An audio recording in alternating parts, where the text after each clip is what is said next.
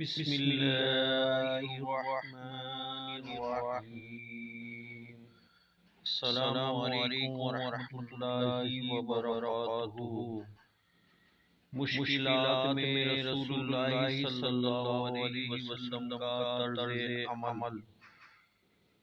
نبی اکرم صلی اللہ علیہ وسلم کو جب کوئی مشکل معاملہ پیش آتا تو فرماتے: یا حی یا قیوم برحمتک استغیث، یا حی یا قیوم برحمتک استغیث، یا حی یا قیوم برحمتک استغیث۔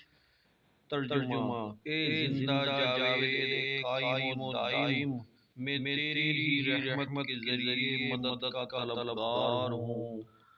پیارے دوستوں، اللہ تعالیٰ اس وظیفے کی خوب ہمیں برکتیں نصیب فرمائے۔